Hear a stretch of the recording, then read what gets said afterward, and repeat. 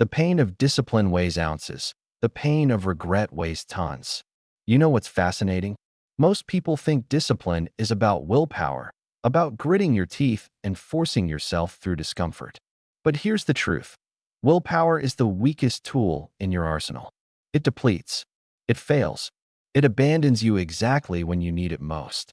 What if I told you that neuroscience and behavioral psychology have uncovered something far more powerful? That your brain has hidden switches, backdoors, and mechanisms you can exploit to make discipline almost automatic?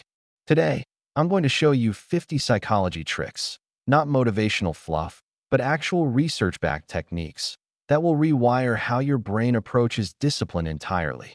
Before we dive in, I'm curious, where are you tuning in from right now, and what time is it where you are? Drop it in the comments below. Let's begin. Trick 1. The pre-commitment protocol.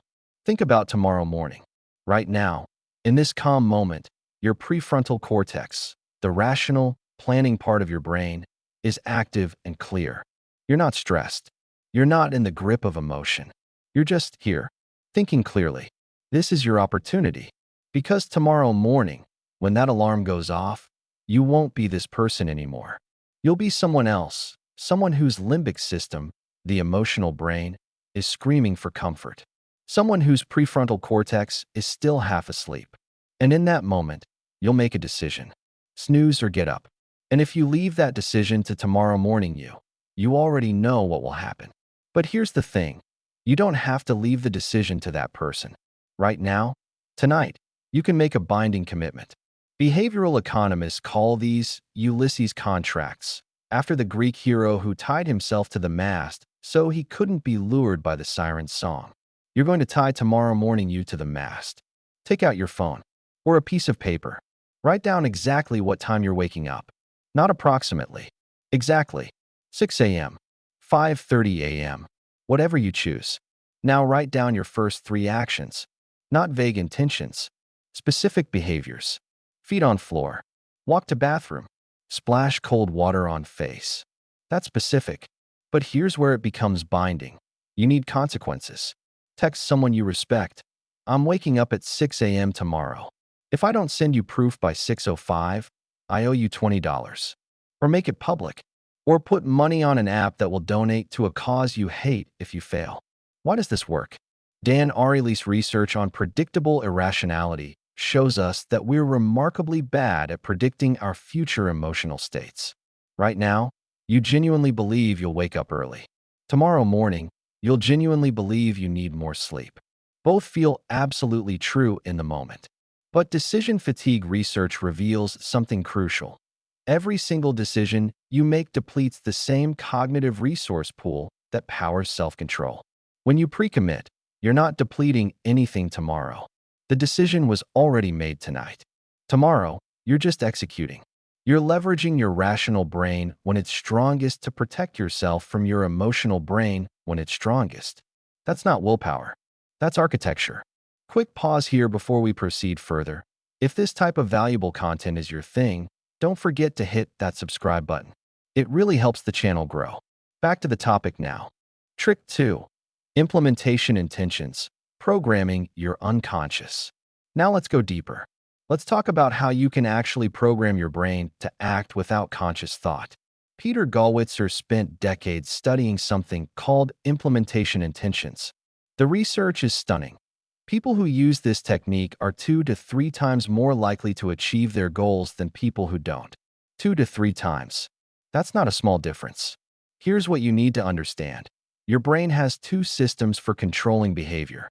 The prefrontal cortex, slow, deliberate, conscious. And the basal ganglia, fast, automatic, unconscious. Most of your day is run by the basal ganglia. It has to be. You can't consciously think through every action. The problem is that your basal ganglia is currently programmed with your old patterns. Reaching for your phone, hitting snooze, avoiding difficult tasks. These are automatic. They happen before you even realize you're doing them. But you can reprogram this system. The key is specificity. Never, ever say, I'll exercise tomorrow. That's not a plan, it's a hope. And when tomorrow comes, your brain has to make a decision. Should I exercise now or after breakfast? or after I check my email. Each decision point is an opportunity for failure. Instead, you create an if-then statement. If it's 6 a.m., then I put on workout clothes before touching my phone. Notice what this does. It removes the gap. The moment, the exact moment, becomes the trigger. 6 a.m. arrives, and the behavior is already specified. You're not deciding whether to work out. You're just executing code. The specificity matters enormously. If it's 6 a.m. is better than in the morning. Put on workout clothes is better than get ready to exercise. Before touching my phone creates a clear sequence. With repetition, and we're talking maybe 2 weeks of consistent execution, this pathway moves from the prefrontal cortex into the basal ganglia. It becomes automated. You're literally transferring behavioral control from your conscious mind to your unconscious mind. You're programming yourself, and the code you write now determines who you become. Trick 3. Environmental scripting, eliminating the need for willpower. Let me tell you something that might feel uncomfortable. Your environment is more powerful than your willpower. Much more powerful. Roy Baumeister's research on ego depletion showed us something crucial. Making decisions, any decisions, drains the same cognitive resource pool that powers self-control. By the end of the day, you've made thousands of micro-decisions. What to wear, what to eat, which email to answer first, each one depleting you slightly. And here's what most people don't realize. Every object you see triggers a micro-decision. Your brain is constantly processing. Should I interact with this? Your eyes scan across your phone, and your brain asks, should I check it? You see the remote control. Should I turn on the TV? Cookies on the counter. Should I eat one? Each of these requires suppression, and suppression costs energy. But what if those objects weren't there? What if your environment was designed so that the disciplined choice was the only obvious choice? This is environmental scripting. You're not strengthening willpower. You're eliminating the need for willpower entirely. Tonight, before you sleep, place your running shoes directly beside your bed. Not in the closet, not across the room. Right there, where your feet will land. Lay out tomorrow's clothes. Prep your breakfast containers on Sunday, so every morning, food is already ready. You're creating a rail system, a path of such low resistance that following it requires almost no conscious effort. The brain is a prediction machine. It follows the path of least resistance. Most people try to make the disciplined path easy while leaving the undisciplined path easier. That's backwards. You make the disciplined path the easiest path. Remove the alternatives entirely. I'm not telling you to strengthen your willpower. I'm telling you to build an environment where willpower becomes irrelevant. Trick 4. The Zeigarnik effect. Using your brain's hatred of loose ends. Now here's something truly fascinating. Your brain has a quirk, a glitch, almost, that you can exploit for discipline. In the 1920s, a Russian psychologist named Bluma Zeigarnik noticed something strange. Waiters could remember complex orders perfectly while working, but the moment they delivered the food, the memory vanished. It was as if their brain erased the information once the task was complete. She ran experiments and discovered something remarkable. Incomplete tasks occupy mental space. They create intrusive thoughts. They generate a mild psychological tension that persists until completion. Your brain literally can't let go of unfinished business. Most people experience this as stress, but you can use it as rocket fuel. Here's what you do. When you're working on something difficult, writing, studying, a complex project, stop in the middle. Not at a natural stopping point. Not at the end of a chapter or section. Stop mid-sentence. Stop mid-problem. Stop when you know exactly what comes next, but haven't written it yet. It feels wrong. Every instinct tells you to finish the thought. But resist. Just stop. Close the laptop. Walk away. What happens next is beautiful. That incomplete task lives in your working memory. It generates a persistent, low-level discomfort, a cognitive itch. And when you return, maybe hours later, maybe the next day, starting again is almost effortless. Your brain wants to close the loop. The resistance you normally feel, it's gone, replaced by momentum. Most people stop when they're tired, when they've hit a natural break. That's exactly when starting again will be hardest. Strategic incompletion means you stop when you're energized, when you know what comes next, when your brain is screaming to continue. You're harnessing your brain's hatred of loose ends. You're making your mind work for you instead of against you. Trick 5. The WOP method. Let me tell you about a mistake almost everyone makes. They visualize success. They imagine themselves disciplined, achieving their goals, living the life they want. And it feels good, really good, motivating even. But here's the problem.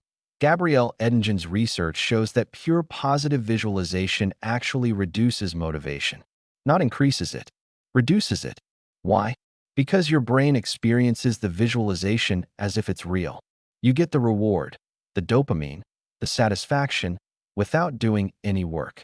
It's like scratching an itch you haven't earned the right to scratch yet. But Edingen discovered something powerful. If you combine visualization of success with visualization of obstacles, something different happens. Your brain shifts into problem-solving mode. It starts creating if-then plans. It prepares for battle. This is called mental contrasting, and the acronym is WOP. Wish, outcome, obstacle, plan. Try this with me right now. Picture yourself 3 months from now, genuinely disciplined. You wake up early without struggle. You do your work without procrastination. You feel capable and in control. Really see it. Feel it in your body. Good. Now immediately, and this is crucial, immediately shift to obstacles. What are the 3 most likely moments you'll want to quit? Be honest. Maybe it's that first cold morning when you're exhausted. Maybe it's when a friend invites you out the night before you plan to wake up early. Maybe it's when you feel like you're making no progress. For each obstacle, create a specific plan. Not, I'll try harder. A specific if-then response. If I'm exhausted that first cold morning, then I'll put on warm clothes immediately and drink hot coffee. If a friend invites me out, then I'll explain I have an early morning and suggest lunch instead. You're not being negative. You're being realistic. Optimism without obstacle planning is just fantasy. It's comforting, but it doesn't drive action. Mental contrasting transforms vague hopes into concrete strategies. You're training pattern recognition. You're preparing your brain to recognize obstacles as they appear and execute pre-planned responses. You're converting wishful thinking into executable plans. Trick 6. Changing the meaning of discomfort. Let me ask you something. When your alarm goes off early and you feel that resistance, that heavy feeling, that voice saying, just 10 more minutes, what do you think that feeling means? Most people interpret it as evidence they need more sleep, as their body telling them something's wrong, as a signal to stop. But what if you're interpreting it incorrectly? James Gross's research on emotion regulation shows something remarkable. The meaning you assign to a physical sensation changes your physiological response to it. Same sensation, completely different neural activation, heart rate, cortisol release. When you interpret early morning discomfort as pain, your brain activates threat response systems, stress hormones, the fight or flight system. Your body prepares for danger. But when you reinterpret that exact same sensation as growth, something different happens. Your brain activates challenge response systems, energy mobilization. The feeling shifts from threatening to exciting. This is cognitive reappraisal. You're not ignoring the discomfort. You're not pretending it doesn't exist. You're changing its semantic meaning in your nervous system. Tomorrow morning, when that alarm goes off and you feel resistance, try this. Narrate it differently. Say to yourself, this discomfort is my brain physically rewiring. I'm feeling neuroplasticity. This is what growth feels like. It sounds almost silly, but the research is clear. The interpretation changes the experience. Same physical sensation, different neural processing. You're not toughing it out. You're not overpowering discomfort with willpower. You're literally changing what the discomfort means to your nervous system. And that changes everything. Trick 7. Attentional spotlight control. Right now, as you're listening to me, your attention is here, on these words. But in a moment, maybe it's already happened, your mind will wander. You'll think about something you need to do tomorrow, a conversation from earlier today, what you're going to eat. And suddenly, you're not here anymore. This happens dozens, maybe hundreds of times a day. Your attention drifts. And most people think that's just how minds work. Unfocused, scattered, unreliable. But Michael Posner's research on attention networks revealed something extraordinary. Attention isn't a fixed trait.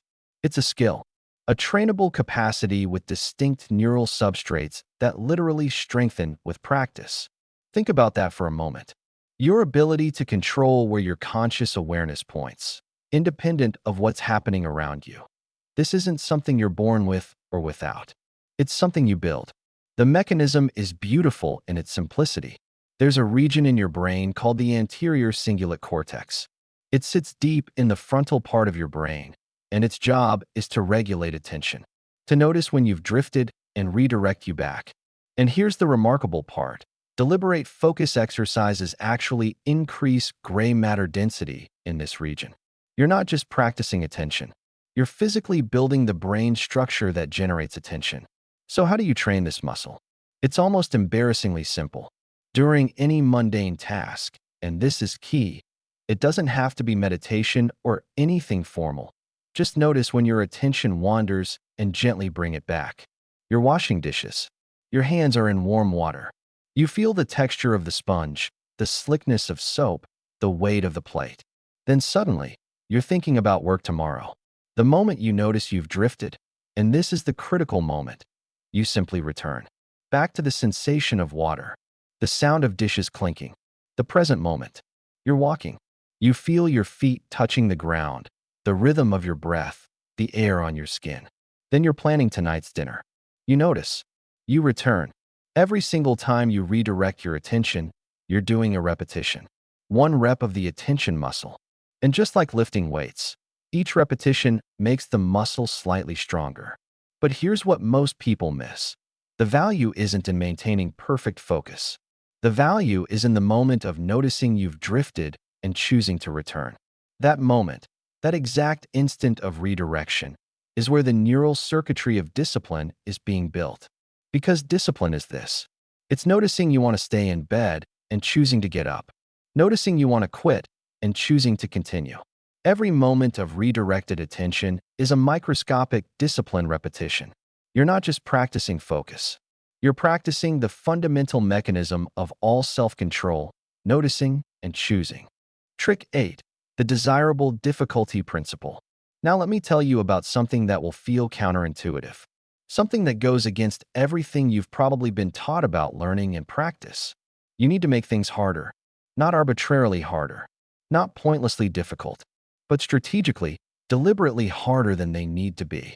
Robert Bjork spent decades studying how people learn, and what he discovered challenges everything we think we know. Easy practice, the kind that feels smooth and successful, creates what he calls temporary performance. You do well in the moment. It feels like you're learning, but the learning doesn't last. Difficulty, on the other hand, struggle, frustration, the feeling that you're making mistakes. This creates deep, durable learning. It feels like slower progress, but it's actually faster learning. Why? Because your brain only rewires when challenged beyond its current capacity. Think about it this way. When something is easy, your brain is just running existing pathways.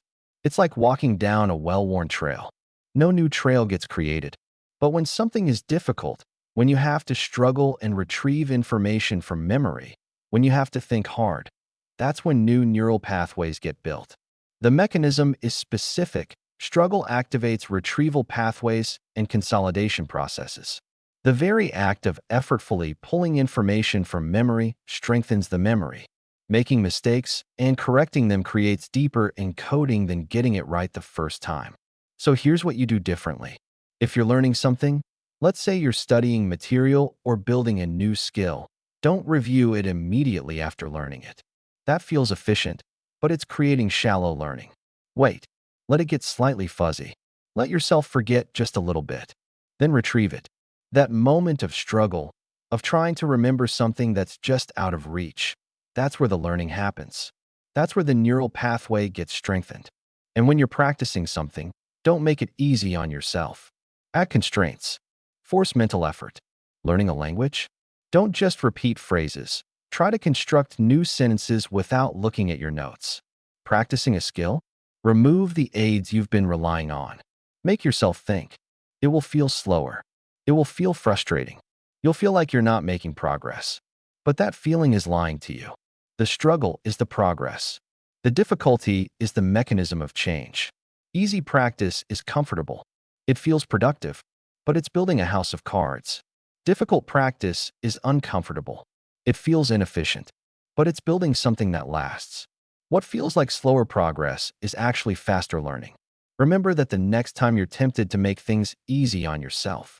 Trick 9. Metacognitive monitoring. Thinking about thinking. Now we go one layer deeper. We move beyond controlling attention to watching yourself control attention. Beyond thinking to thinking about thinking. This is metacognition, and John Flavel's research shows it's one of the strongest predictors of self-regulation ability. Here's what's happening. Most of the time, you are your thoughts. A thought appears, I don't want to do this, and you experience it as truth, as reality. You don't question it. You just feel the resistance and either push through it or don't. But what if you could step back? What if you could observe the thought without being the thought? This is the gap between the observing self and the experiencing self. And in that gap, that tiny space of awareness, choice lives. Throughout your day, practice pausing and labeling your mental state. Not judging it, not trying to change it yet, just naming it with precision. I'm feeling resistance to starting this task. I'm rationalizing procrastination right now. I notice I'm in flow state. Everything feels effortless. I'm catastrophizing about this outcome. The act of naming creates psychological distance. You're no longer the resistance. You're the person observing the resistance. You're not the rationalization. You're the person noticing the rationalization. And once you can observe it, you can choose what to do with it. This is why therapy works. Why journaling works. Why talking to yourself out loud can be surprisingly powerful. You're creating that observer position. You're developing the capacity to watch your own mind in action. And here's the insight that changes everything. You can't control thoughts you don't notice. Awareness precedes control. Always. Most people try to force discipline without awareness. They try to control behavior while completely unconscious of the thought patterns driving that behavior. It's like trying to steer a car while blindfolded. Metacognitive monitoring removes the blindfold. You start seeing the patterns. The moments when resistance always appears. The specific rationalizations you tell yourself. The emotional states that predict failure. And once you see them clearly, they lose power over you. Trick 10. The cognitive priming reset. Let me tell you about something happening to you right now that you're completely unaware of. Your unconscious mind is being influenced, constantly, by every word you read, every image you see, every conversation you have. These experiences are priming certain concepts, making certain behaviors more likely, without you having any conscious awareness of it. John Barga's research on automaticity shows this with stunning clarity. In one famous study, people who were exposed to words related to elderly people, like Florida, wrinkle, gray, walked more slowly afterward. They had no idea why. The priming happened completely outside awareness. Your environment is constantly priming you. The question isn't whether you're being primed. The question is, who's choosing what primes you? Most people are passively primed by whatever they happen to encounter. Social media algorithms, news headlines, random conversations. Their unconscious mind absorbs all of it, and it shapes behavior in ways they never recognize. But you can take control of this process before sleep. And this timing matters because your unconscious is particularly receptive before sleep. Deliberately expose yourself to discipline-related concepts. Read biographies of disciplined people, not to extract specific tactics, but to prime the concept of discipline itself. Your unconscious absorbs these patterns. Keep a quote about commitment on your lock screen. Not because you'll consciously read it each time, but because your eyes will scan across it dozens of times a day, and each time, the semantic network around commitment activates slightly. Surround yourself with subtle reminders of who you're becoming. These aren't motivational in the traditional sense, they're priming cues. They're activating neural networks related to discipline, effort, persistence. And the beautiful subtlety is this. Your environment is already priming you. The Netflix icon primes entertainment seeking. The comfort of your bed primes rest. The chaos of a messy room primes chaos. You're simply becoming intentional about what primes you. You're curating the unconscious influences that shape your behavior. Because most of what determines your discipline happens beneath conscious awareness. In the automatic associations, the primed concepts, the unconscious triggers you never notice. Now you're choosing them deliberately. Trick 11. The dopamine baseline reset. Let me tell you about something uncomfortable but necessary. Your brain's reward system might be broken. Not permanently, not irreparably, but broken nonetheless. Andrew Huberman's neuroscience research has revealed something disturbing about modern life.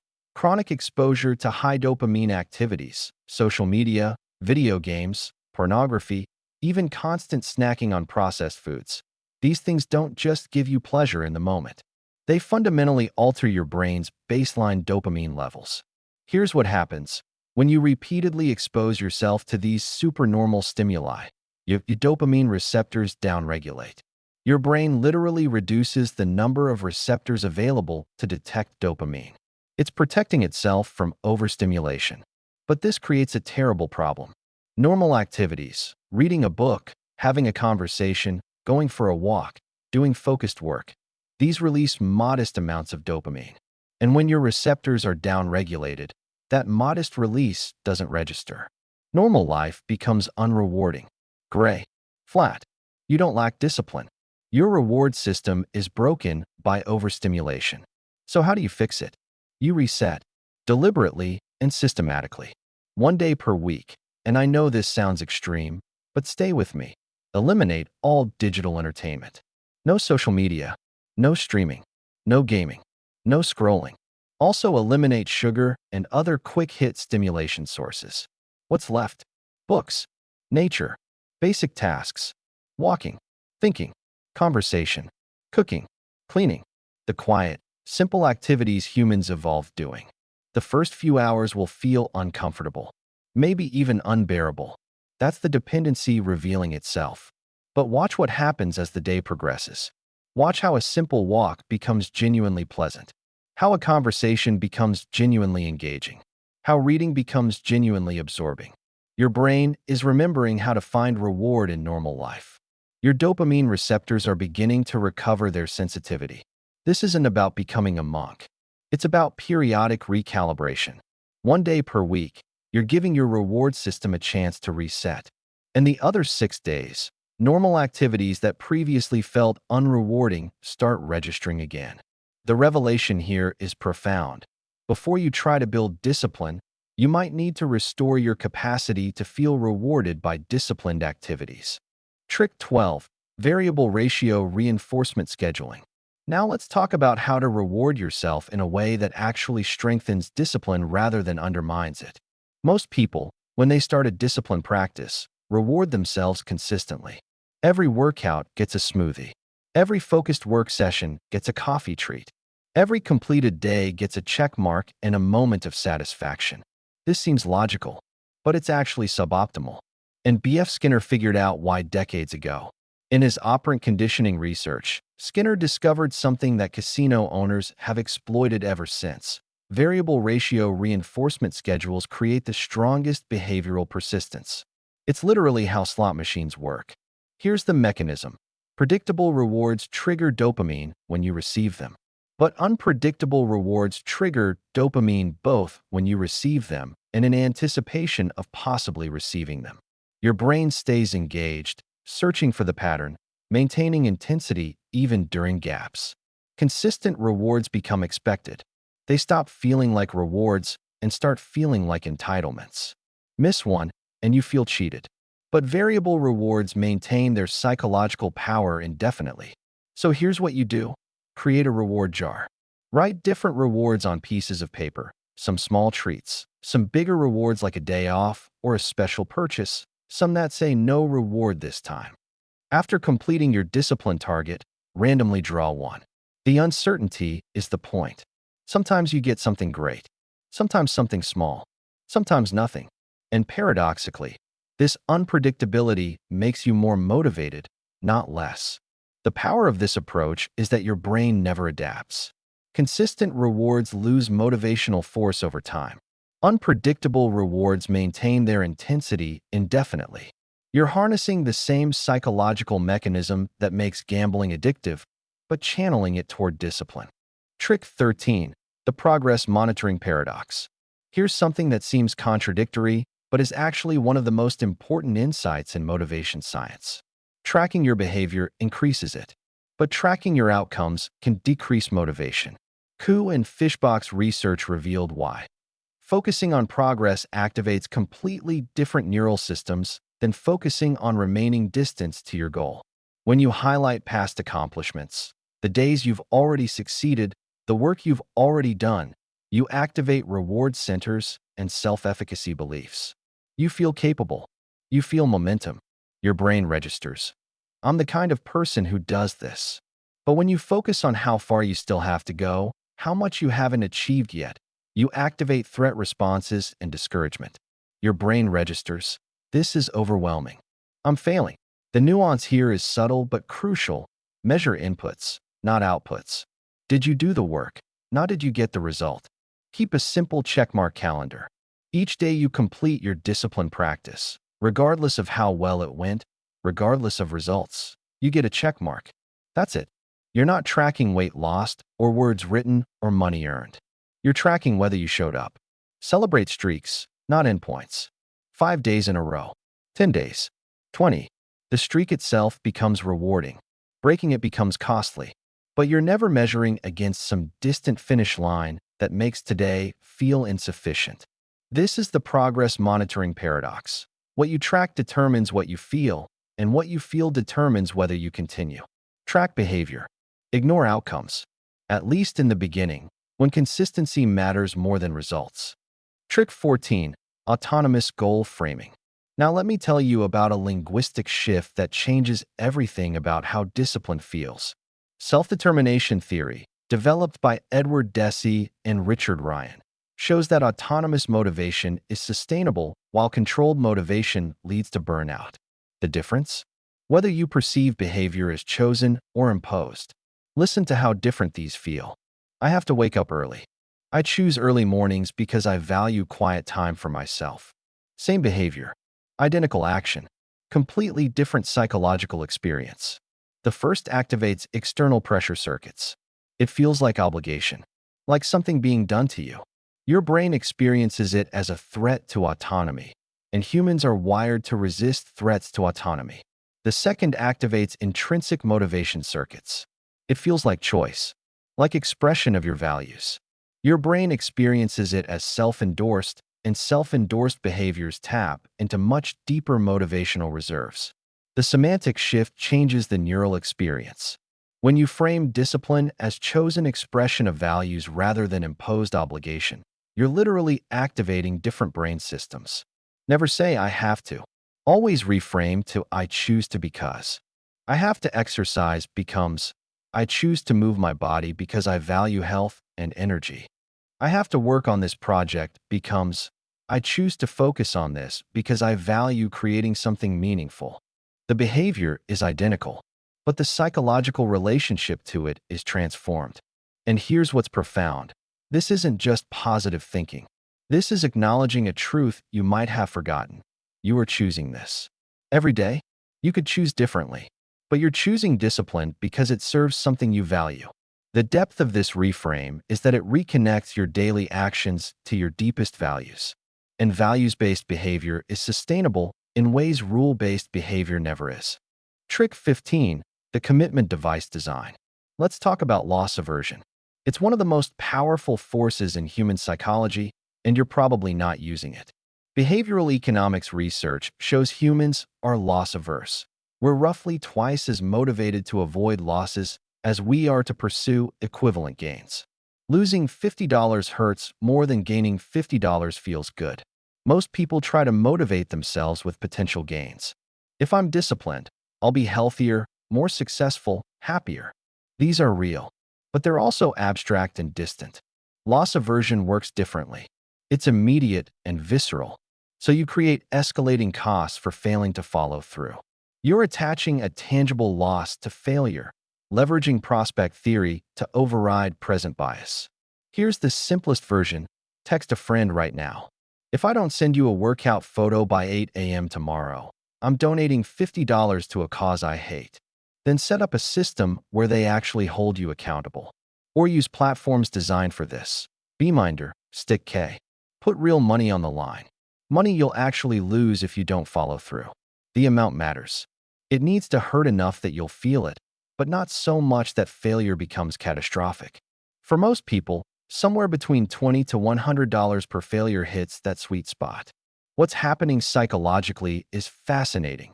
Future you becomes present you's accountability partner. Right now, setting up the commitment, you're imposing consequences on your future self. Tomorrow morning, groggy and tempted to skip, the consequence is immediate and real. You're using behavioral economics to align your present and future interests. The person you are right now is protecting you from the person you'll be tomorrow morning. Trick 16. The temptation bundling strategy. Now let me tell you about a technique Catherine Milkman discovered that sounds almost too simple to work, but the research is remarkably clear.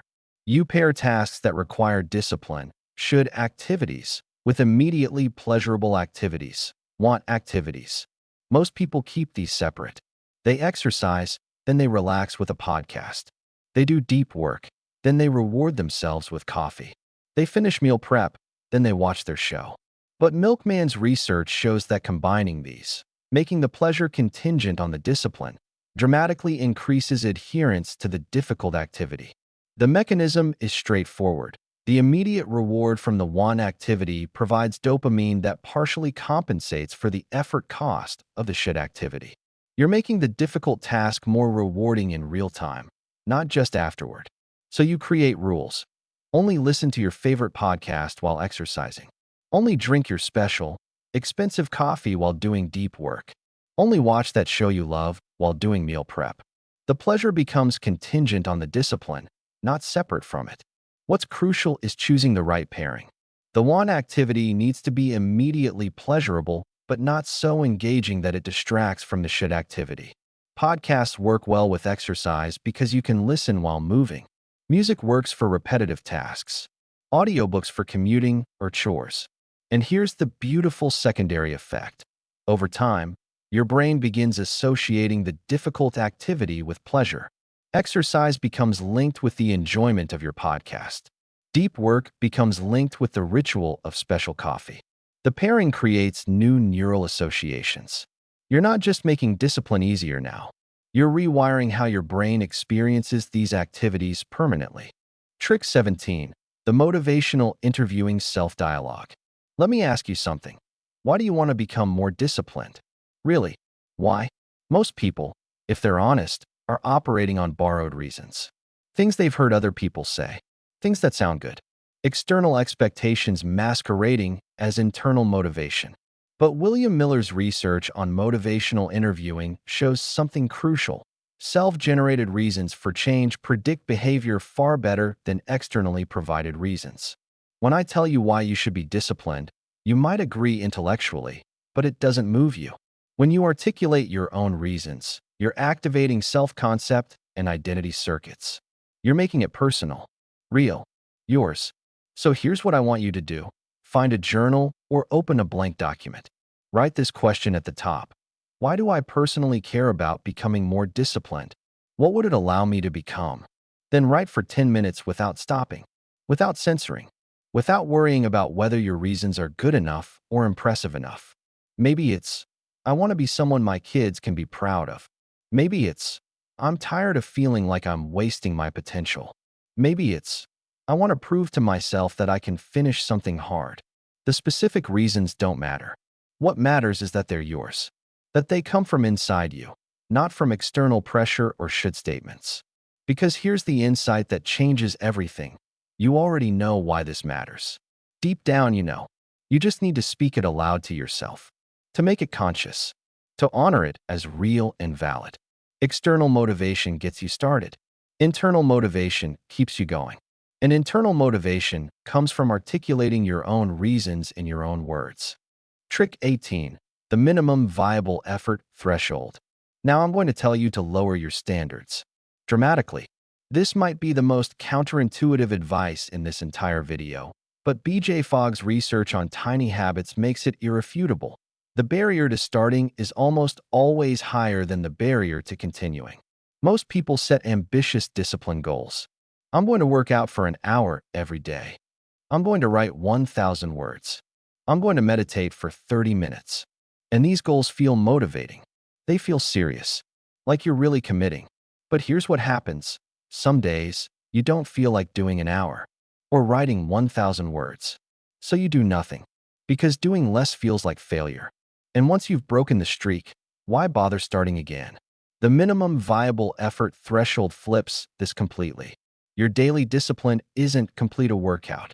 It's put on workout clothes. Not write 1,000 words. Just open the document. Not meditate for 30 minutes. Just sit on the meditation cushion. Laughably small. Almost embarrassingly easy.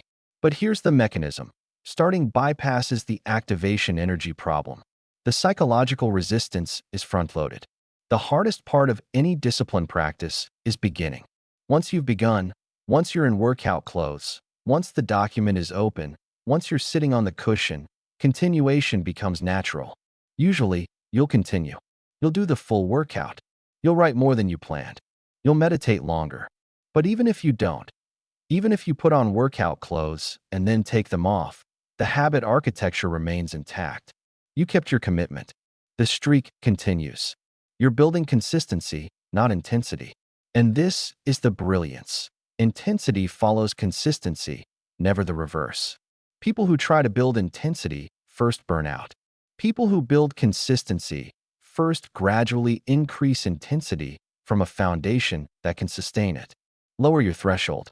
Make your commitment so small that you can honor it even on your worst day. The rest will follow.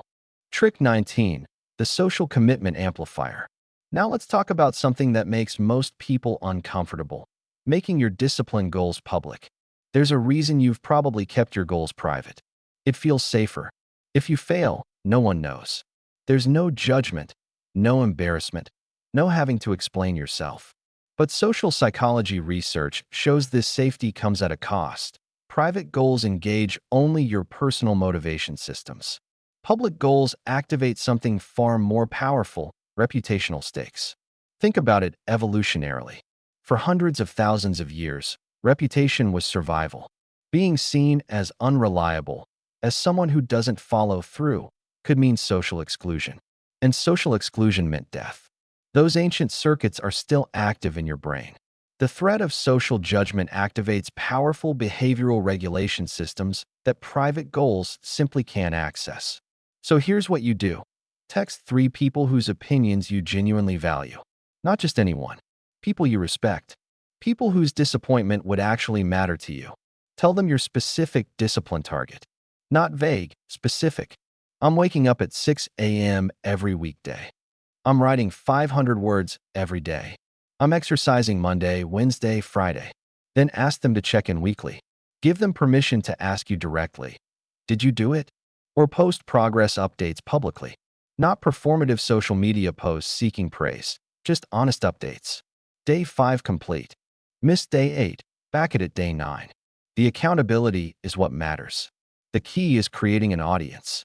When you know someone is watching, someone will notice if you quit, your behavior changes.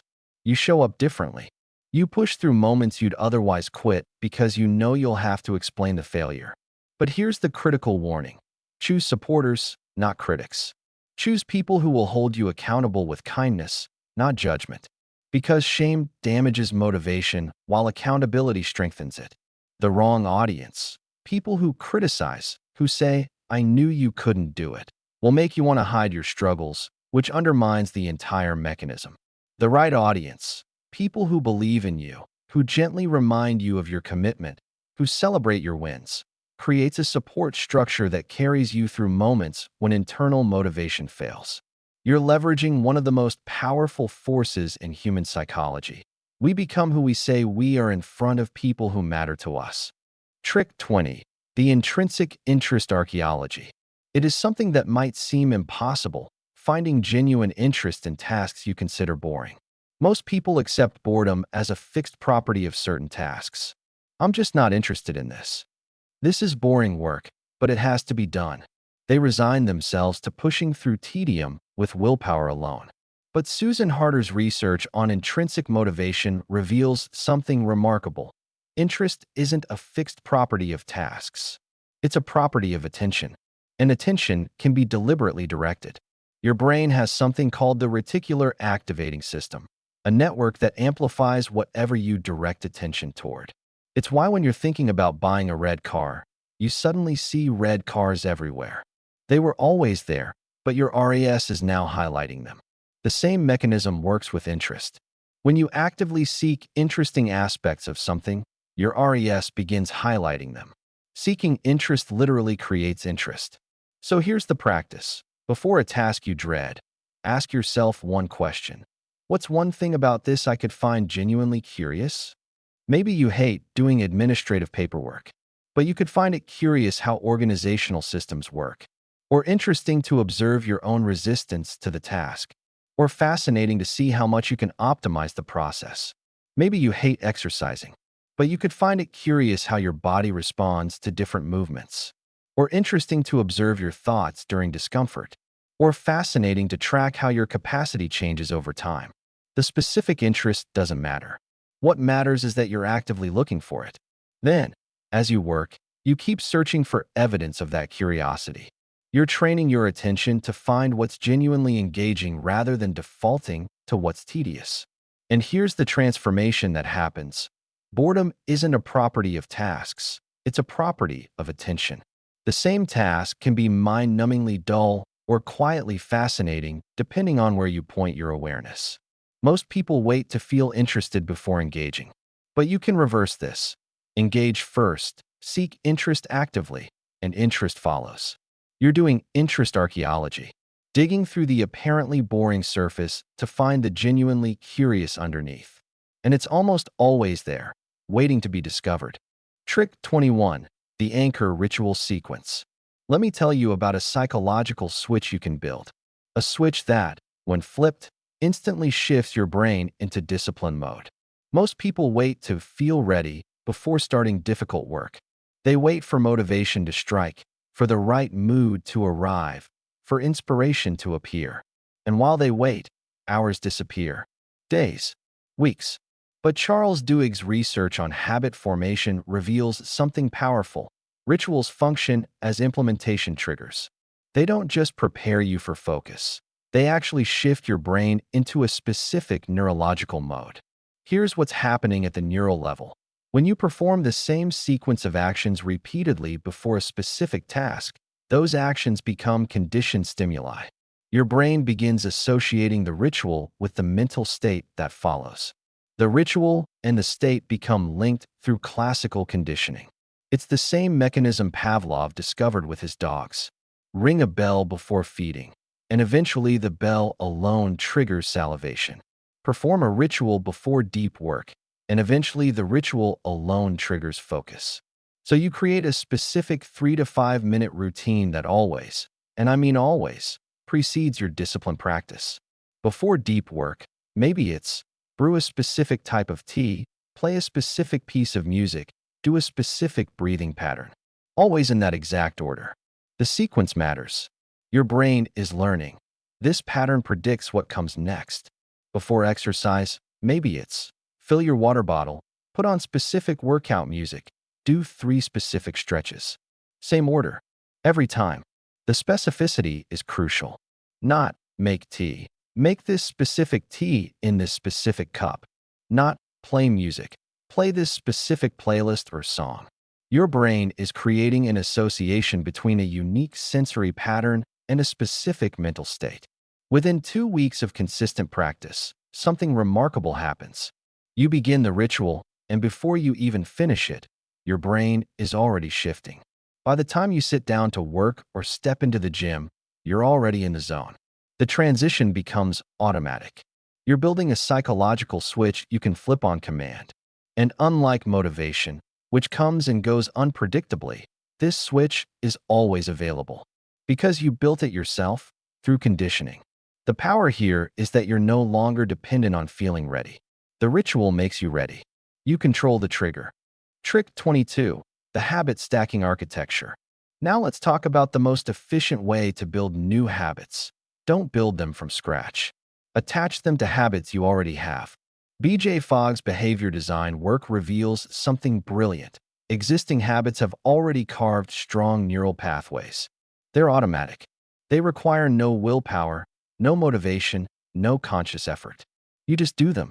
Brushing your teeth, making your morning coffee, getting into your car, sitting down at your desk. These are behavioral anchors, and they're extraordinarily powerful because they're already automatic. Most people try to build new habits in isolation. Starting tomorrow, I'm going to meditate every morning. But morning is vague. Every day is full of competing demands. Without a specific trigger, the new behavior requires constant decision-making. And decision-making is exhausting. But if you attach the new behavior to an existing automatic behavior, you get free activation energy. You're leveraging established automaticity rather than building new automaticity from scratch. Here's how it works in practice. After you brush your teeth, which you already do automatically, immediately do 2 minutes of stretching. The existing behavior becomes a guaranteed trigger for the new behavior. After you pour your morning coffee, immediately write one sentence in your journal. After you get in your car, immediately play that educational podcast. After you sit at your desk, immediately close all unnecessary tabs. The sequence becomes existing habit, new habit. And because the existing habit is automatic, it pulls the new habit along with it. The strategy here is fundamental. Never try to build habits in isolation. Always attach them to anchors. Your automatic behaviors are rails. New behaviors are train cars. Hook the car to the rail, and it moves without additional effort. Within a few weeks, the two behaviors fuse. You brush your teeth, and your body automatically moves into stretching.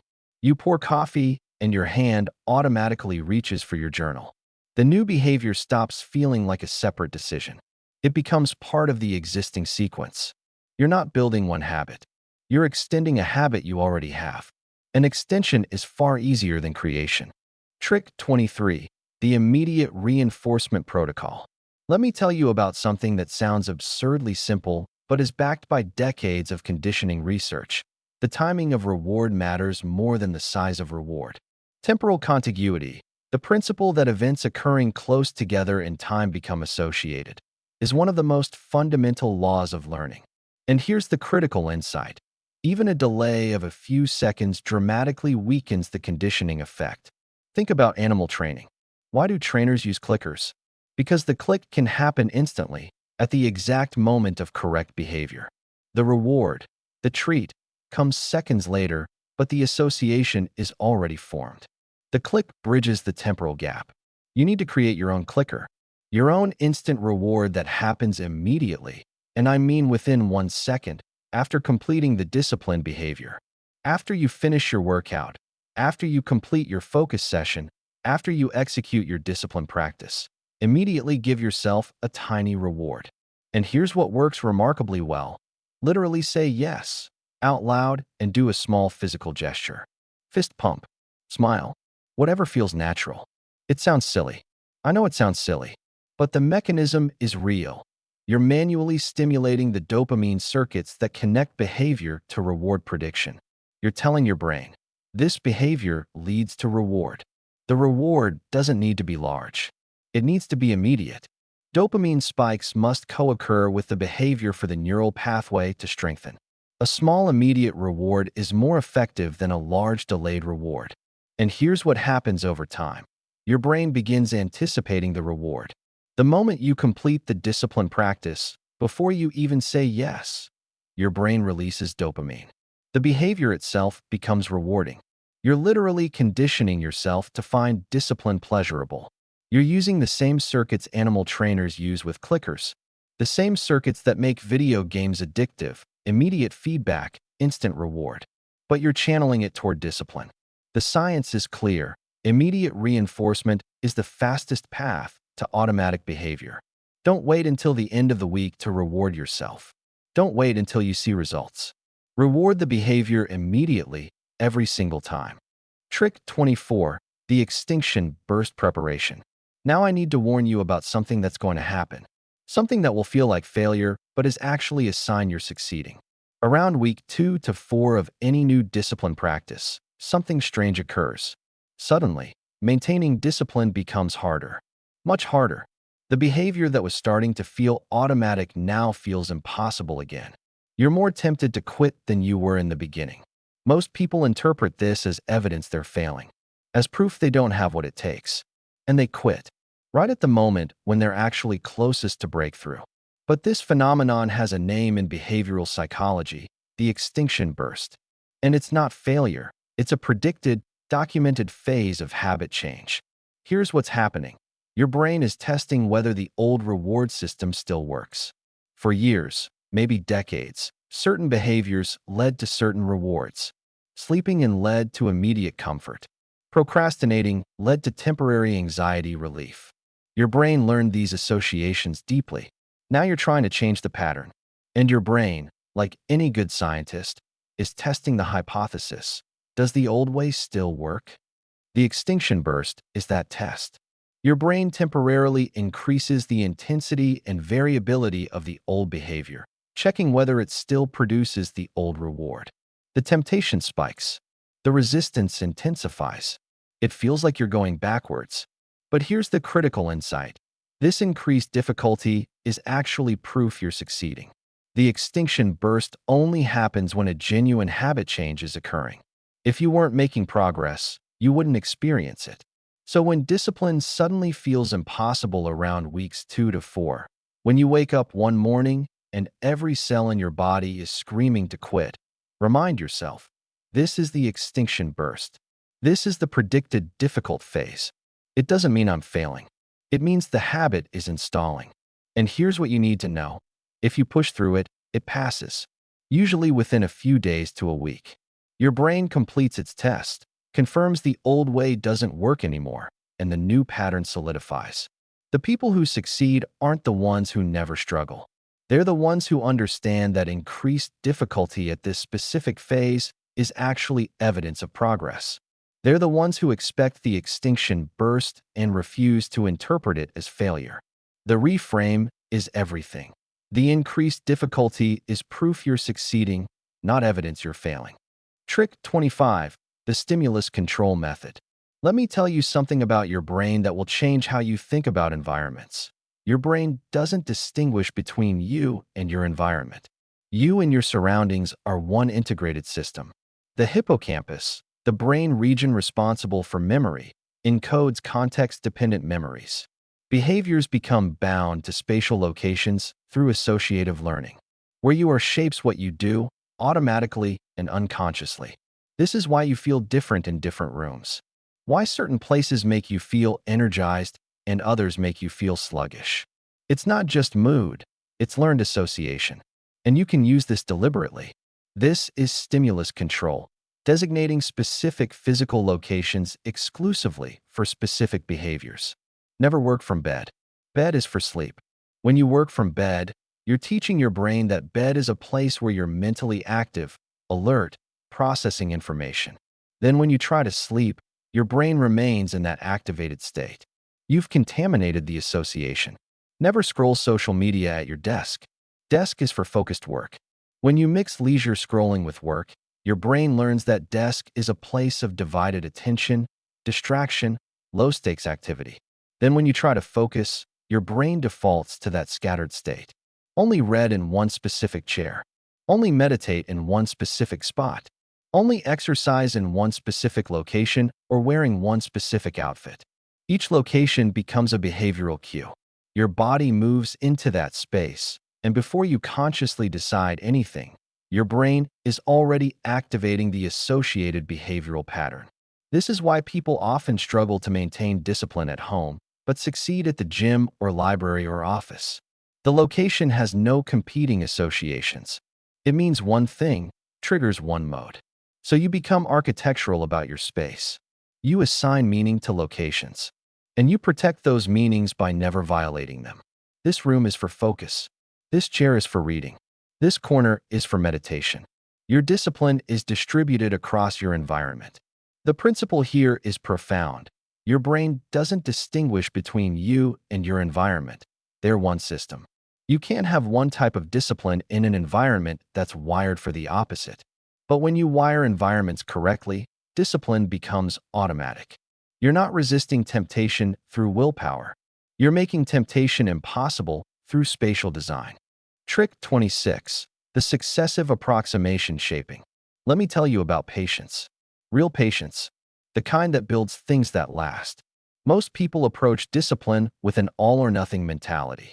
They set the target behavior, wake up at 5 a.m., exercise for an hour, work for 4 focused hours, and they expect themselves to do it perfectly from day one. And maybe they do. For a day, maybe a week. Then they miss once, feel like failures, and quit entirely. But this isn't how complex behaviors are actually built. In behavioral psychology, there's a technique called shaping. Reinforcing progressively closer approximations to your target behavior rather than requiring perfection. It's how you train an animal to do something complex. You don't wait until they perform the complete behavior perfectly. You reward small steps toward it. Each improvement gets reinforced, building momentum while avoiding the discouragement of failure. The same principle applies to human discipline. Requiring perfection from day one guarantees failure. Shaping behavior gradually guarantees success. Here's what this looks like in practice. Let's say your target is waking up at 5:30 a.m. and having a complete morning routine. Right now you wake up at 8 a.m. and rush out the door. Week 1. Just wake up at 7:45 a.m. That's it. No morning routine yet. Just shift your wake time by 15 minutes. Master this. Reinforce it. Week 2. Wake up at 7:30 a.m. Add another 15 minutes. Still no complex routine. You're just sculpting the wake time. Week 3. Wake up at 7:15 a.m. and add one simple habit. Maybe you drink a glass of water. That's the entire morning routine. One behavior. Week 4. Wake up at 7 a.m. Add a second simple habit. Maybe you make your bed. You continue this process gradually. Each week or two, one small change. You're building the behavior in layers, not installing it in an instant. And here's what's crucial. Each small improvement gets celebrated. Each week you successfully shift your wake time, you acknowledge it as real progress. You're reinforcing the approximations, building self-efficacy, maintaining motivation. This requires patience. Real patience. The discipline isn't built in a dramatic transformation. It's built in small, progressive steps that feel almost invisible day to day, but compound into transformation over months. The patience is this. Discipline is built in layers, not installed in an instant. The people who succeed aren't the ones who make dramatic changes overnight. They're the ones who make tiny changes consistently, shaping behavior gradually until complexity becomes automatic. Trick 27. The Competing Response Training. Now let me tell you about a technique from Nathan Azrin's habit reversal training that completely changes how you deal with unwanted urges. Most people try to fight urges with willpower. They feel the impulse to check their phone, to skip work, to eat the cookie, and they try to suppress it through mental effort. They white-knuckle through the temptation. Sometimes it works. Often it doesn't. And even when it works, it's exhausting. But competing response training shows there's a better way. You don't fight urges with willpower. You replace them with action. The mechanism is elegant. When you engage in a behavior that's physically incompatible with the unwanted behavior, you interrupt the stimulus-response chain. You're inserting a different response between the trigger and the automatic action. This weakens the original association. Here's how it works in practice. You notice the urge to reach for your phone. That moment of noticing is critical. You've created a gap between impulse and action. In that gap, immediately do 10 push-ups. Physically, you cannot do push-ups and check your phone simultaneously. They're incompatible. The competing response disrupts the automatic sequence. You want to skip your work session. You notice the urge. Immediately, write one sentence of the work. Just one. The action of writing is incompatible with avoiding. You've interrupted the pattern. What's happening neurologically is that you're rewiring the trigger. The trigger used to lead to phone checking or work avoidance. Now it's starting to lead to push-ups or writing one sentence. You're creating a new pathway, and each repetition strengthens it while weakening the old one. The insight here is profound. You don't fight urges with willpower, you replace them with action. Suppression is hard and often fails. Substitution is easy and almost always succeeds because you're working with your brain's natural action orientation rather than against it. Within a few weeks of consistent practice, something remarkable happens. The competing response starts becoming automatic. You reach for your phone, and your body moves toward push-ups before you consciously decide. The new pathway has become the default. You're not building restraint. You're building new automaticity that replaces old automaticity. Trick 28. The satiation paradox. Now I'm going to tell you about something counterintuitive. Something that goes against every instinct about discipline and restraint. Sometimes, the way to overcome a distraction is to deliberately overexpose yourself to it. This is the satiation paradox, and it's based on habituation research. Unrestricted exposure to something often reduces its attraction through satiation. The novelty and reward prediction error that makes things attractive diminishes with repeated exposure.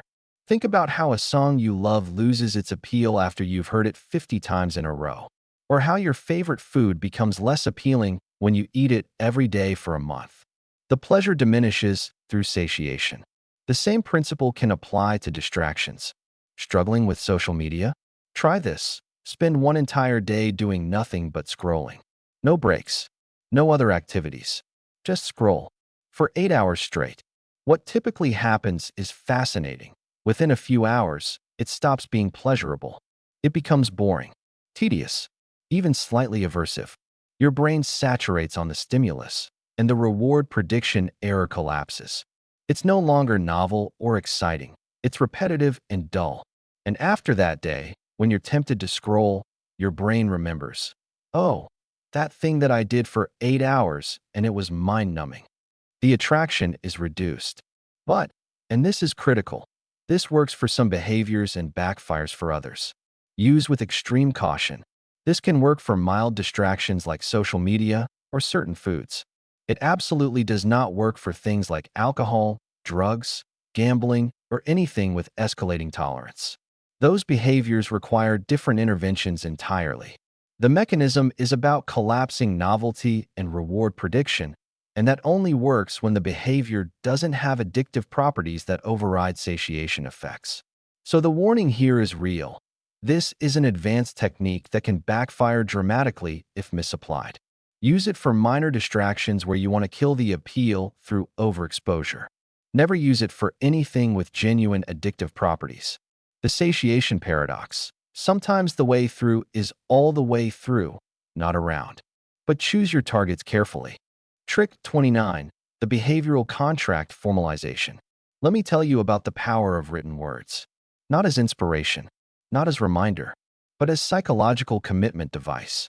Written commitments activate something deep in human psychology, consistency principles. We're motivated, sometimes desperately, to align our behavior with our written self-statements, to make our actions match what we've declared on paper.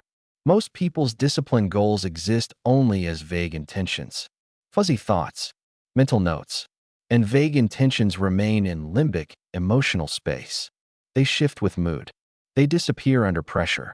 But when you make commitments explicit, when you write them down with specificity and formality, you engage executive function and planning networks. The commitment moves from emotional space to logical space. It becomes real. So you write a behavioral contract with yourself, and you treat it with the seriousness of a legal document, because to your psychology, it is. Here's the format. I commit to specific behavior at specific time for specific duration. If I succeed, I will reward myself with specific reward. If I fail, the consequence is specific cost. Signed, your name, date, today's date. The specificity matters enormously. Not, I'll exercise more. I will do 30 minutes of cardiovascular exercise at 6:30 a.m. on Monday, Wednesday, and Friday. Not, I'll be more productive. I will complete 2 hours of focused writing at my desk from 9 a.m. to 11 a.m. every weekday. Not someday, exact dates and times. And then you specify rewards and consequences. What you'll give yourself for compliance. What cost you'll incur for failure. Make them real. Make them meaningful. Then you sign it. Physically sign your name. Date it. This isn't metaphorical. The physical act of signing activates the psychological weight of commitment. Keep this document visible, not hidden in a drawer, on your desk, on your wall, where you'll see it daily. And here's what happens. When you're tempted to skip, when resistance appears, you remember the contract. You signed it. You made a formal commitment to yourself. Breaking it isn't just failing, it's violating an agreement. The seriousness with which you treat this document will determine its power.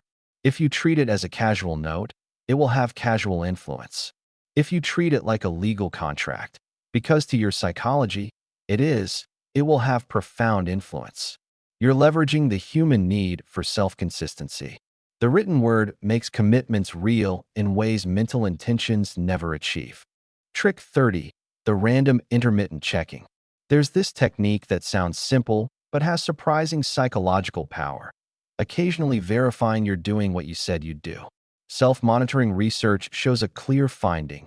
Awareness of being observed, even by yourself, increases behavioral adherence. The Hawthorne effect. People change their behavior when they know they're being watched. But here's the key. It doesn't have to be constant surveillance. It doesn't have to be stressful auditing. The possibility of observation is often enough. You set random reminders on your phone. Not every hour. Not predictable. Random times throughout your day. And each reminder asks one simple question. Are you doing what you said you'd do right now? That's it. Just the question. You're not punishing yourself for wrong answers. You're not even tracking the answers. You're just creating moments of awareness. What happens is fascinating. Knowing these random checks might arrive changes your behavior throughout the day. You're more likely to stay on task because you know you might be asked about it. You're creating your own surveillance system. The mechanism is that the possibility of observation activates behavioral regulation systems. You're being your own accountability partner, your own supervisor. But because the timing is random, you can't predict and game the system. You have to maintain consistency. And unlike external surveillance, which feels controlling and often backfires, self-surveillance feels like self-care. You're checking on yourself because you care about your own success. There's no judgment, just awareness. The random timing is crucial. If checks happen at the same time every day, you'll simply be disciplined during those times and slack the rest. Random checks mean you have to maintain discipline throughout. Just asking the question increases adherence. Consciousness is the ultimate accountability. You can't maintain undisciplined behavior while simultaneously aware you're being undisciplined. The awareness itself creates pressure for change. You're creating random moments of metacognitive awareness throughout your day. And each moment reinforces, this is who I said I would be. Am I being that person right now? Usually, the answer shifts to yes. Trick 31. The identity-based habit formation. Stop setting goals. Seriously, goals are about outcomes. Identity is about process. James Clear's research reveals something profound. When you frame discipline practices as evidence of identity rather than goals to achieve, everything changes. The mechanism is elegant. Identity is formed through repeated evidence of who we are. Each disciplined action becomes a vote for your new identity. It's democracy at the psychological level. You're voting for who you become. Think about it this way. Every action you take is a vote. Wake up early? That's a vote for, I'm someone who wakes up early. Hit snooze? That's a vote for, I'm someone who prioritizes immediate comfort. You're constantly running an election in your mind about who you are, and the candidate with the most votes wins. The brilliant part is you control the votes. Here's the application, and it's simpler than you think. Never say, I'm trying to wake up early. That language positions you as someone attempting something foreign to your nature. It frames the behavior as external to your identity, something you're forcing yourself to do despite who you really are. Instead, say, I'm someone who wakes up early. It's a small linguistic shift that creates massive psychological impact. You're not pursuing a behavior. You're being consistent with who you are. And here's the truth most people never grasp. You become what you repeatedly tell yourself you are. Your self-concept isn't discovered like some fixed essence waiting to be uncovered. It's constructed through the stories you tell yourself about yourself. Every time you describe yourself, every time you explain your behavior, every time you think about who you are, you're actively building your identity. Most people do this unconsciously, passively accepting whatever identity their past behaviors suggest. You can do this consciously, actively constructing the identity you want through deliberate language and repeated evidence. Trick 32. The self-distancing narrative. Now, this one sounds absolutely bizarre until you understand the neuroscience behind it. Refer to yourself in third person or by name when coaching yourself through difficult moments. Ethan Kross's research shows that linguistic distancing activates completely different neural networks, reducing emotional reactivity and increasing executive control. The mechanism is fascinating.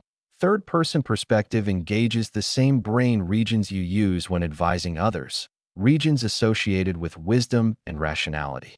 When you think, "I'm struggling," your emotional centers light up.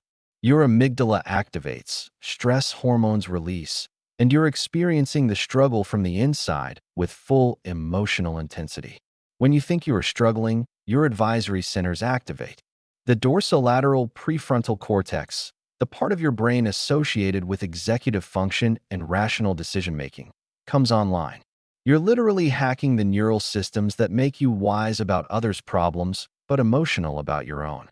This explains why you can give brilliant advice to friends facing the exact same problems you can't solve in your own life. When it's their problem, you access wisdom. When it's your problem, you access panic. Third-person self-talk gives you access to your own wisdom about your own problems. The application: when you're struggling, say your own name. For example, Mark, you've done this before, you can do it again. Sarah, you know what to do here. Andrew, this is just discomfort, not danger. It sounds strange. It feels weird the first few times. It works remarkably well. You're creating psychological distance between the experiencing self and the observing self. And in that distance, you find choice. The experiencing self is drowning in emotion. The observing self can see clearly and act wisely. Trick 33. The future self-continuity building. Hal Hirschfield's research uncovered something startling about human psychology. We treat our future self as a different person. Brain scans show we think about our future self using the same neural regions we use to think about strangers. When you imagine yourself 1 year from now, your brain processes that person similarly to how it processes a stranger you've never met. This explains everything about procrastination, doesn't it? You're not protecting yourself. You're protecting present you at the expense of stranger you, who happens to have your name. The mechanism: the degree to which you identify with your future self predicts delay of gratification and long-term decision-making. People who feel strong continuity with their future self save more money, exercise more consistently, make better health decisions, and demonstrate greater discipline across every domain. If future you feels real, like an actual person with feelings and experiences you care about, you protect their interests. If future you feels abstract, like a theoretical concept, you sacrifice them for present comfort without guilt. Here's the application. Every morning, close your eyes and vividly imagine yourself 1 year from now. Not vaguely, vividly. This isn't casual daydreaming. This is deliberate mental simulation. What do you look like? Actually see it. How do you feel in your body? Feel the energy, the strength, the vitality, or the exhaustion. What's your energy level when you wake up? What's your confidence level when you walk into a room? What are you grateful you did today? The today that's 1 year in their past. Make future you real. Give them texture, emotion, sensory detail. What are they wearing? Where do they live? Who's in their life? What can they do that you can't do now? The more real future you feels, the more you'll protect their interests. You're building psychological continuity across time. You're collapsing the psychological distance between present self and future self so that sacrificing future you's well-being actually feels like sacrificing your own well-being, because it is. Trick 34. The values clarification exercise. Most people are living someone else's value system without realizing it. They've absorbed values from parents, from culture, from peers, from social media, and they've never stopped to ask, Are these actually my values? Acceptance and commitment therapy research shows that values-based behavior is intrinsically motivated and sustainable. When behavior serves deeply held values, it activates self-concordance, the alignment between action and authentic self. This is the holy grail of motivation, doing something because it genuinely matters to you, not because you should or because someone else expects it. Here's the confrontation most people avoid.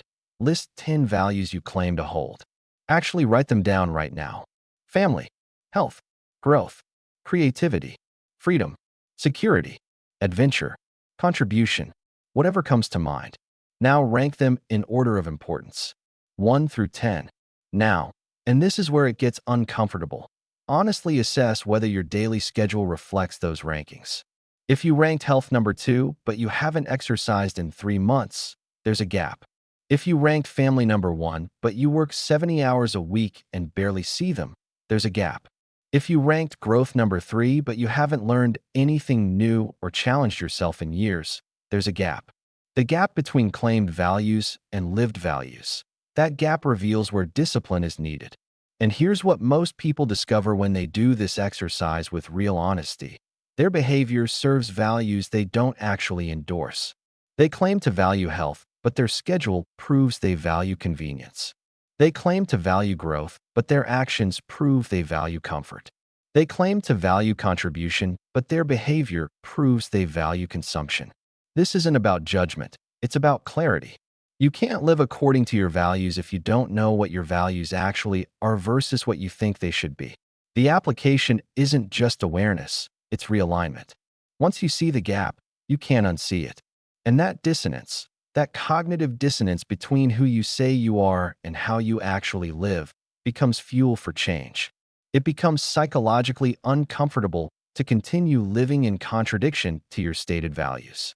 Discipline stops being about forcing yourself and starts being about integrity, about aligning your behavior with your beliefs.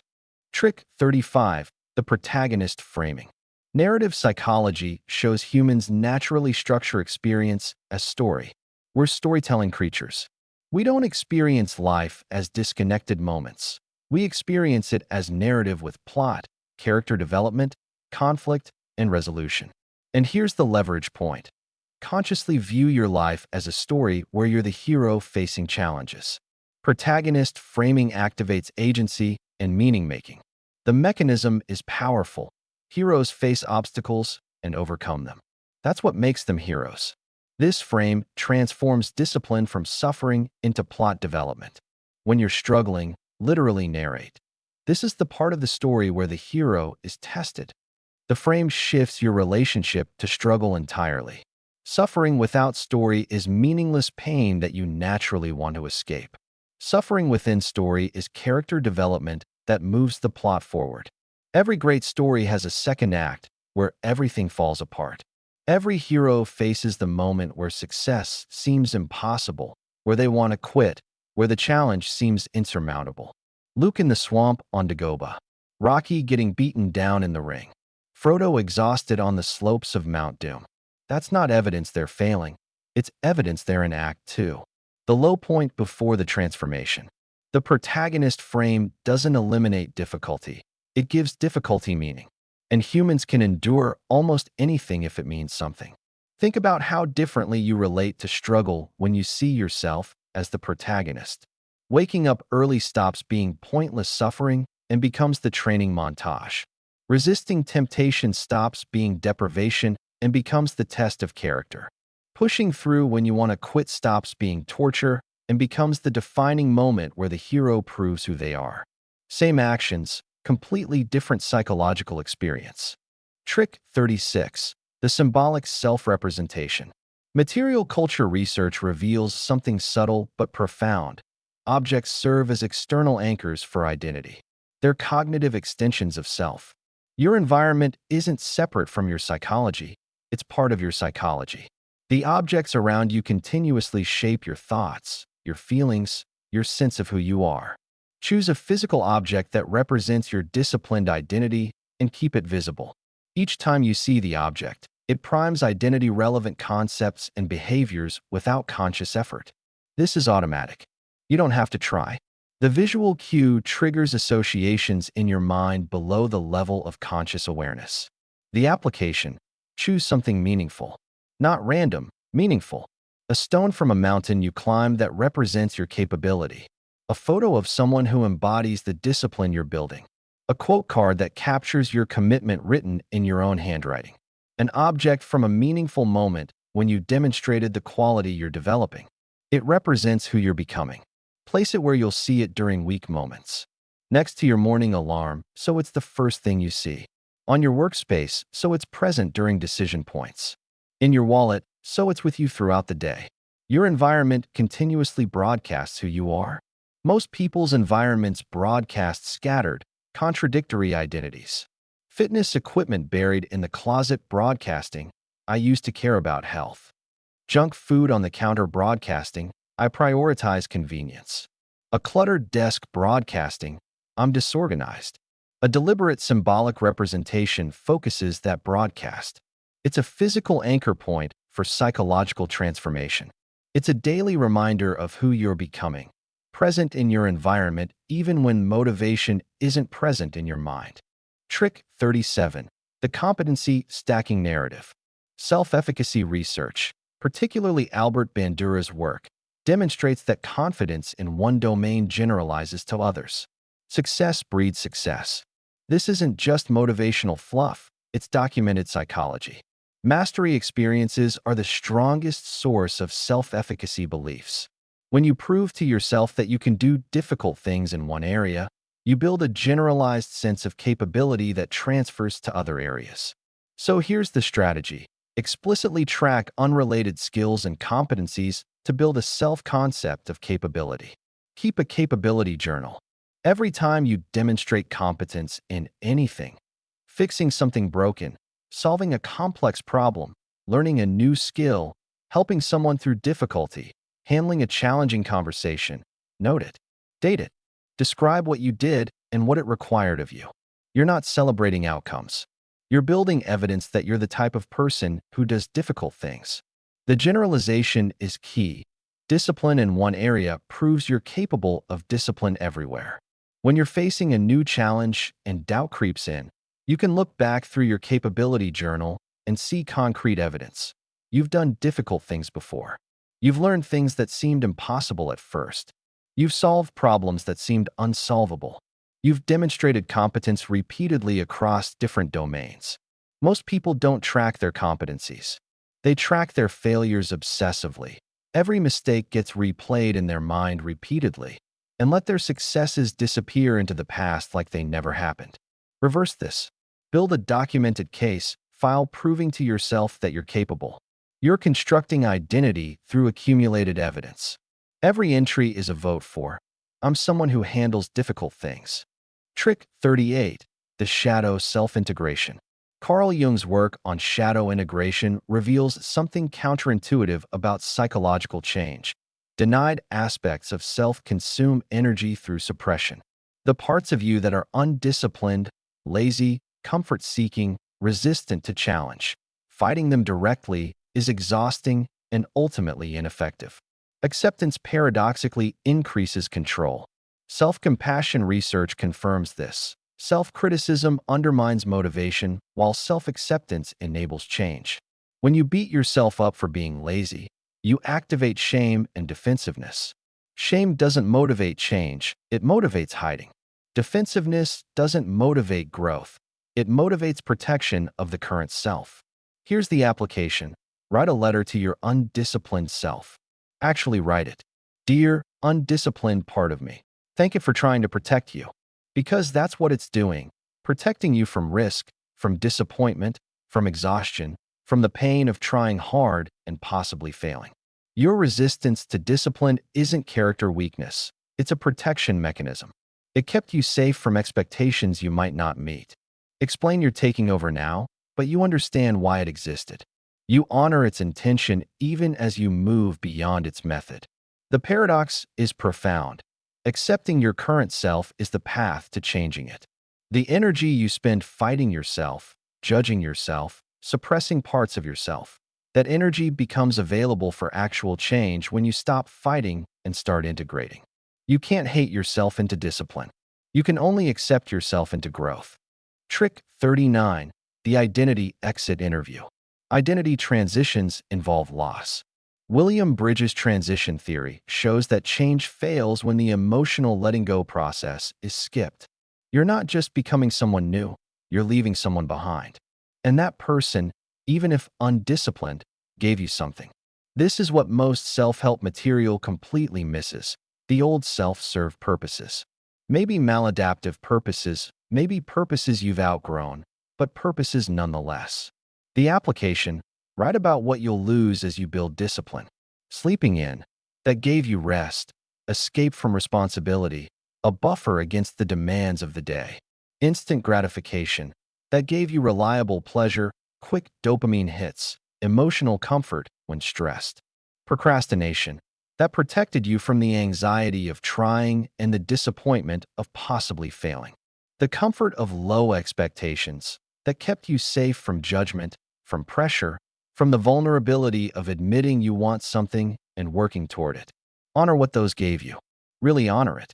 Not sarcastically, not dismissively, genuinely. Then consciously choose to move forward. Right. I acknowledge what I'm leaving behind. I thank it for serving me. And I'm ready to move forward into who I'm becoming. This isn't about demonizing your past self. It's about consciously releasing patterns that no longer serve you. Transformation requires mourning who you were. Most people skip this step. They try to become someone new while pretending they're not leaving anyone behind. The old self clings on, sabotaging from the shadows, because it was never properly acknowledged and released. Give it a proper goodbye. Honor what it provided. Then let it go. Trick 40. The Micro-Identity Experiments. Identity construction is iterative, not definitive.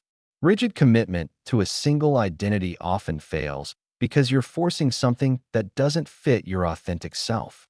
Experimentation allows authentic fit-finding. You're testing hypotheses about who you might become rather than forcing a predetermined outcome. Here's the application. For 1 week, act as if you're someone who exercises daily. Not trying to exercise, being someone who exercises. Embody that identity fully. How does someone who exercises daily think? What choices do they make? How do they talk about their body and their energy? Next week, try someone who meditates. Full embodiment. The week after, try someone who creates every morning. See which identities feel like coming home versus wearing a costume. Some will feel natural almost immediately, like you're becoming who you actually are rather than pretending to be someone else. Others will feel forced, fake, like you're performing rather than being. The discovery is crucial. Your true disciplined identity is found, not manufactured. You're not creating yourself from nothing. You're discovering which version of yourself feels most authentic, most aligned, most like the person you've always been beneath the conditioning and habits. And once you find that, once you find the identity that feels like home, discipline stops being force and starts being expression. You don't have to force disciplined behavior when you're being a disciplined person. The behavior flows naturally from the identity.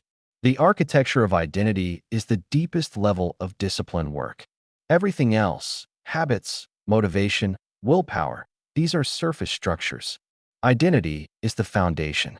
Change your identity, and everything else changes automatically. You don't have to force disciplined behavior when you're being a disciplined person. The behavior flows naturally from the identity. Who you believe you are determines what you do. Change the belief, change the behavior. This is identity engineering. This is self-concept transformation. This is how you build discipline that doesn't require willpower, because you're not overcoming yourself, you're being yourself. Trick 41. The Emotion Labeling Practice. Matthew Lieberman's fMRI research uncovered something remarkable about the simple act of naming emotions. Verbalizing what you feel reduces amygdala activation and increases prefrontal control. The amygdala is your emotional alarm system. It screams danger, discomfort, threat. The prefrontal cortex is your rational executive. It plans, decides, regulates. When you name an emotion, you're literally shifting neural processing from the emotional center to the analytical center. The mechanism is elegant. Labeling moves experience from limbic processing to cortical processing. Name it to tame it isn't a cute phrase. It's documented neuroscience. When you feel something without naming it, it remains in the realm of raw sensation and reactive impulse. When you explicitly name it, you engage language centers and executive function. The emotion doesn't disappear, but your relationship to it transforms. You move from being inside the emotion to observing the emotion. Here's the application. When you feel resistance to discipline, pause. Don't push through. Don't ignore it. Pause and specifically name it. Not, I don't want to. That's vague and useless. Instead, I'm feeling anxious about inadequacy. I'm feeling overwhelmed by the scope of this task. I'm feeling resentful about obligations. I'm feeling scared of failure. The precision matters enormously. Granular emotional vocabulary increases regulation capacity. Most people have an emotional vocabulary of about 5 words. Good, bad, stressed, tired, fine. That's like trying to navigate with a map that only shows 5 landmarks. You're going to get lost constantly. Expand your vocabulary. Learn the difference between anxious and restless, between overwhelmed and exhausted, between frustrated and angry, between disappointed and discouraged. The more precisely you can name what you feel, the more precisely you can work with it. Trick 42. The effect misattribution correction. We constantly misattribute emotional states to the wrong source. Schachter and Singer's two-factor theory of emotion reveals how this works. You experience physiological arousal, increased heart rate, tension, activation, and then your brain interprets that arousal based on contextual cues. The problem is your brain often gets the interpretation wrong. You're feeling arousal from lack of sleep, but you interpret it as, I don't want to work on this project. You're feeling arousal from hunger, but you interpret it as this task is frustrating. You're feeling arousal from background stress about something else entirely, but you interpret it as, I'm not motivated for discipline today. The task becomes the scapegoat for physiological states it didn't cause. This creates false resistance. You avoid discipline not because the discipline is actually the problem, but because you've misattributed other discomfort to it. Here's the application. Before saying, I don't feel like working, check your basic physiological state. Am I tired? Did I sleep poorly? Am I hungry? Have I had water? Am I anxious about something else that has nothing to do with this task? Often the task isn't the real problem. Your body's state is the problem, and the task is just the convenient target for blame. This is why sometimes discipline feels impossible in the morning but effortless in the afternoon, or vice versa. The task didn't change, your physiological state changed. Accurate emotional attribution prevents false resistance. When you correctly identify that you're tired rather than unmotivated, you can address the actual issue. Maybe you need a 20-minute nap instead of trying to force yourself through resistance that's actually just exhaustion. Trick 43. The pre-feeling technique. Most people wait to feel motivated before they act. That's backwards. Emotion regulation research shows you can intentionally activate specific affective states through physiological and cognitive manipulation. Emotions aren't just things that happen to you. They're things you can somewhat generate. You can prime your nervous system before you need it primed. The mechanism works through multiple pathways: attention, breathing, mental imagery, body position. Where you direct your attention influences what you feel. How you breathe influences your nervous system state. What you vividly imagine activates similar neural patterns to actual experience. How you hold your body feeds back into your emotional state. Here's the application. Before a workout, spend 2 minutes vividly recalling a time you felt powerful and energized. Not just thinking about it, fully recalling it. Where were you? What were you doing? What did your body feel like? What was your energy level? What was your emotional state? Let yourself re-experience it through memory. You're bootstrapping the emotional context that supports the behavior you're about to engage in. Before deep work, recall a flow state. Remember what it felt like when you were completely absorbed, when time disappeared, when the work felt effortless. Before a difficult conversation, recall a time you felt calm and confident. Before any disciplined behavior, Deliberately generate the emotional state that supports that behavior. You're not waiting for the emotion to show up randomly. You're actively creating it. This takes practice. The first few times it might feel forced or ineffective. Keep practicing. Your capacity to voluntarily generate emotional states strengthens with repetition.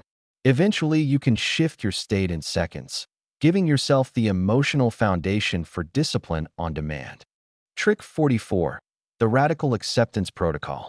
Marsha Linehan's dialectical behavior therapy research reveals a profound equation. Pain times resistance equals suffering. Discipline often involves pain, discomfort, effort, the gap between where you are and where you want to be. That pain is inevitable. But suffering, the anguish, the internal struggle, the sense of unfairness, that's optional. Suffering comes from resisting the pain. The mechanism, radical acceptance, reduces suffering and paradoxically enables change by eliminating resistance to resistance. When you resist discomfort, you're adding a second layer of suffering on top of the first. The original discomfort of discipline plus the suffering of resisting that discomfort. It's exhausting. Acceptance removes the second layer. Here's what radical acceptance is not. It's not resignation. It's not giving up. It's not passive tolerance. Radical acceptance is fully acknowledging reality exactly as it is right now, without adding judgment, without adding the story that it shouldn't be this way. When discipline feels hard, say internally, "This is hard, and that's exactly how it's supposed to be right now." Stop fighting the fight. Stop resisting the resistance. The application, notice when you're in resistance to resistance. You feel the discomfort of discipline, and then you start telling yourself stories. This shouldn't be this hard. I shouldn't have to try this much. Other people don't struggle like this. Those thoughts create suffering beyond the original discomfort. Radical acceptance means acknowledging, this is hard, and that's okay. Hard things are hard. Growth is uncomfortable. Change requires effort. These are facts, not problems. The freedom this creates is remarkable. Acceptance doesn't mean inaction. It means acting without the added suffering of resistance. You can work hard while accepting that it's hard. You can push through discomfort while accepting the discomfort. The discipline continues, but the suffering decreases dramatically. Trick 45. The Mood-Congruent Task Matching. Different emotional states activate different cognitive networks. High energy activates expansive thinking, creativity, physical capability. Low energy but calm activates careful processing, attention to detail, methodical work. Anxiety activates vigilance, focus on potential problems, careful checking. Mood-congruent processing research shows certain emotional states facilitate certain types of tasks. The strategy: don't fight your emotional state. Use it. Most people try to force themselves to do specific tasks regardless of their current state. That's working against the system. Strategic mood-congruent task matching works with the system. Here's the application. High energy. This is the time to tackle creative work, brainstorming, physically demanding tasks. Anything that requires enthusiasm and expansive thinking. Don't waste high energy on administrative busy work. Leverage it for the tasks that benefit from activation. Low energy but calm. This is perfect for administrative tasks, organizing, detail-oriented work that doesn't require enthusiasm but benefits from careful attention. Don't try to force creative work when you're in this state. You'll just get frustrated. Anxious. That activation state is terrible for creative work, but excellent for detail-oriented work that channels the energy into careful checking. Reviewing documents for errors, going through financial details, quality control tasks. Anxiety makes you vigilant, and some tasks benefit from vigilance. Sad or melancholy. Introspective work, writing, deep thinking about meaningful questions. The emotional state that's terrible for energetic tasks is often ideal for reflective tasks. This requires flexibility in your schedule and awareness of your state. You can't always choose what state you're in, but you can often choose which task to tackle based on your state. Instead of forcing yourself to work against your emotional system, work with it. Trick 46. The Urge Surfing Method. Marlat's relapse prevention research reveals something crucial about urges. They're time-limited. They don't continue escalating forever if you don't act. An urge feels like it will keep intensifying until it becomes unbearable, forcing you to act. That's a lie your brain tells you. Urges actually follow a predictable pattern.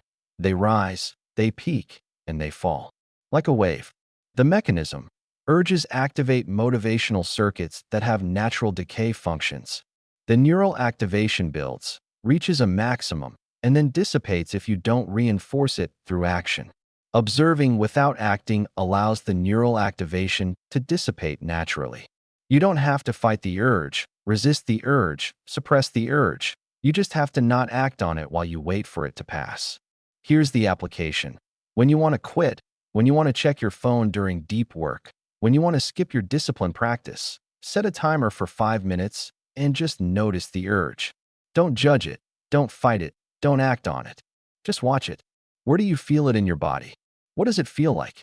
Does it have a texture, a temperature, a color? Watch it like you're a scientist observing a phenomenon. Usually it passes. The intense urgency to quit diminishes. The desperate need to check your phone fades. The overwhelming resistance to discipline reduces. Sometimes it doesn't pass completely, but it becomes manageable instead of overwhelming. The revelation: urges aren't commands. They're temporary neural weather patterns. You don't have to obey them. You can watch them pass through you like clouds moving across the sky. This skill strengthens dramatically with practice. The first time you surf an urge, 5 minutes might feel like an eternity.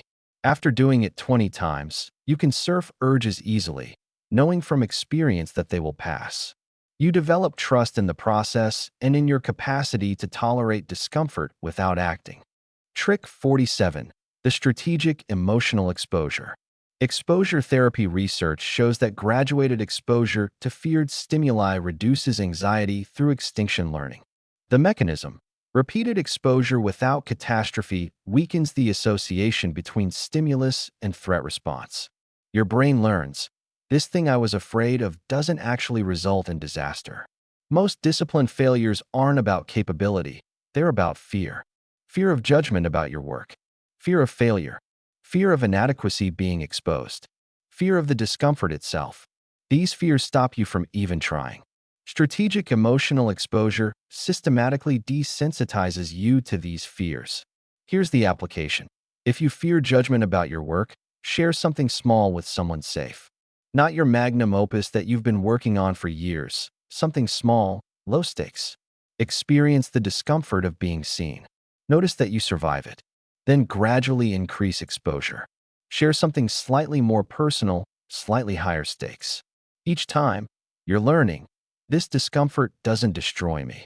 If you fear failure, try something with low stakes where failure is possible and acceptable. A game you might lose. A skill that takes time to develop. Experience failing and surviving it. Notice that failure doesn't mean permanent inadequacy. It means you attempted something difficult. If you fear the discomfort of discipline itself, start with tiny doses. 2 minutes of discomfort, then 5, then 10. Gradually increase your capacity. The desensitization is real. The discomfort that stops you now won't stop you after you've experienced it repeatedly without disaster. You build tolerance, not by avoiding the discomfort, but by deliberately exposing yourself to manageable doses until your nervous system recalibrates its threat assessment. What once seemed unbearable becomes uncomfortable but tolerable. What once seemed intolerable becomes just another sensation. Trick 48. The compassionate self-talk substitution. Kristen Neff's self-compassion research overturns a common assumption. People think self-criticism drives improvement. The opposite is true. Self-kindness predicts greater motivation and perseverance than self-criticism. The mechanism: self-criticism activates threat and defensiveness. When you criticize yourself harshly, your brain responds as if you're under attack. And what do you do when under attack? You defend yourself. You protect yourself. You shut down. You avoid the situation that triggered the attack. Self-compassion activates security and growth orientation. When you speak to yourself with kindness, your brain feels safe. And when you feel safe, you can take risks, try difficult things, persist through struggle. Security enables growth. Threat prevents it. Here's the application. Notice your inner critic. Most people have a harsh internal voice that shows up the moment they struggle. You're so lazy. You're pathetic. You'll never change. Everyone else can do this. What's wrong with you? That voice thinks it's helping. It thinks criticism will motivate you. It's wrong. Consciously shift to the tone you'd use with a struggling friend. Instead of "you're so lazy," try "this is hard and you're trying. What support do you need?" Instead of "you're pathetic for not following through," try "you're struggling right now. That's understandable given everything you're dealing with. What would help?" Instead of "you'll never change," try "change is difficult and takes time. You're in process." The reversal is profound. Harshness undermines what it claims to motivate. You cannot hate yourself into discipline. You cannot criticize yourself into growth. You can only support yourself into becoming. This doesn't mean delusional positive thinking or refusing to acknowledge struggles. It means addressing struggles with the same kindness you'd offer someone you care about. Trick 49. The emotional granularity building. Lisa Feldman Barrett's research on emotional granularity shows that people who can distinguish between similar but distinct feeling states have better emotional regulation and better decision-making. The mechanism: precise labels allow precise responses. Bad is vague and overwhelming. What do you do with bad? Nothing specific. Frustrated with my pace is specific and actionable. You can adjust expectations, change strategies, or accept the pace and continue anyway. Most people operate with low emotional granularity. They experience dozens of distinct emotional states, but label them all with a handful of generic terms: stressed, tired, upset, fine. This creates a problem. You can't regulate what you can't differentiate.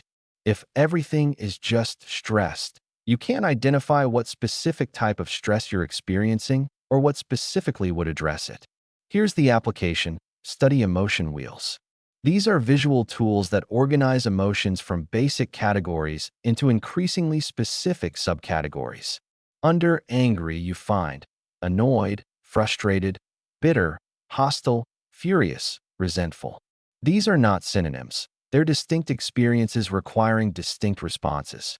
Learn words like restless, weary, overstimulated, understimulated, melancholic, anxious, apprehensive, discouraged, disappointed.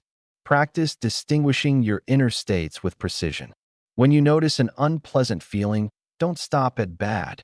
Investigate. Is this anxiety or restlessness? Is this exhaustion or boredom? Is this frustration or disappointment? The nuance matters.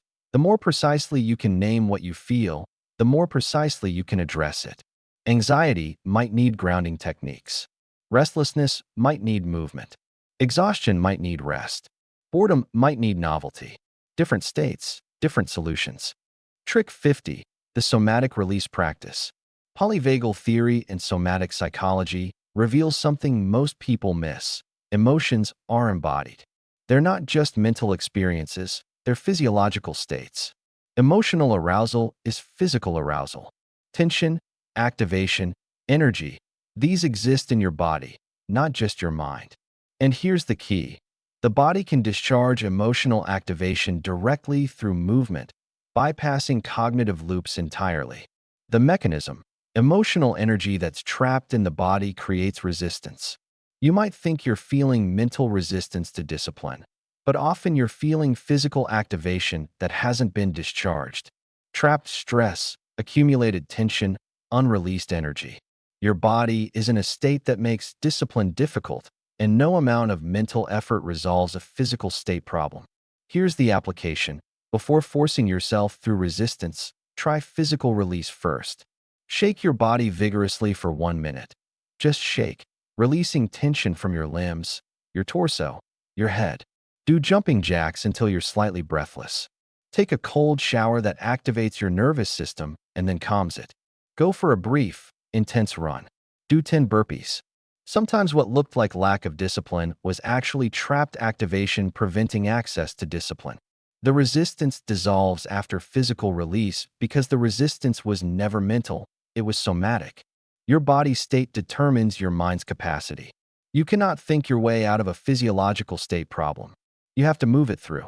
This is why people often report that they couldn't start work at their desk, but after a walk or a workout, suddenly they could focus easily. The walk wasn't procrastination, it was necessary physiological regulation. The workout wasn't avoidance, it was creating the bodily state that makes discipline accessible. Understanding emotional regulation and effect management transforms your relationship with discipline. You stop seeing emotions as obstacles and start seeing them as information and as systems you can work with. You build the capacity to name what you feel, understand what you feel, work with what you feel. Discipline stops being a battle against your emotions and becomes a practice of working skillfully with your emotional system. That's the difference between short-term forced discipline and long-term sustainable discipline.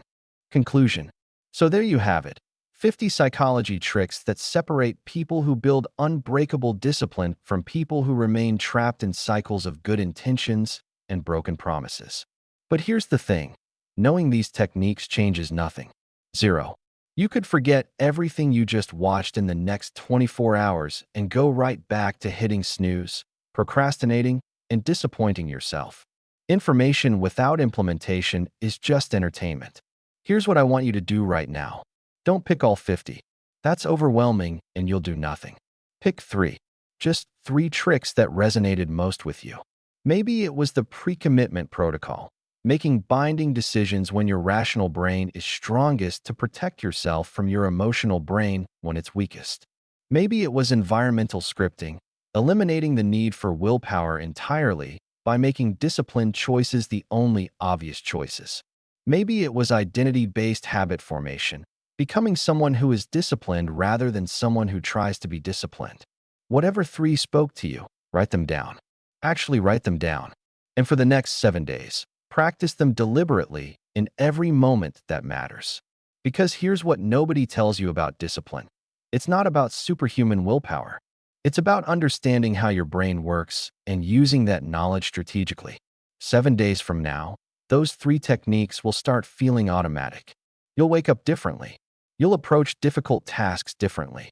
You'll feel capability you didn't know you had. And that's when you'll realize something powerful. Discipline isn't a personality trait you're born with or without. It's a system, and you just learn how to build it. If this video gave you even one insight that will change how you approach discipline, hit that like button. It tells YouTube to show this to more people who need it. Subscribe if you want more psychology breakdowns like this. And drop a comment telling me which of these 50 tricks you're going to implement first. I read every single comment, and I want to know what resonated with you. Now get out there. Stop waiting to feel motivated. Start building systems. The person you want to become is waiting on the other side of consistent action. I'll see you in the next one.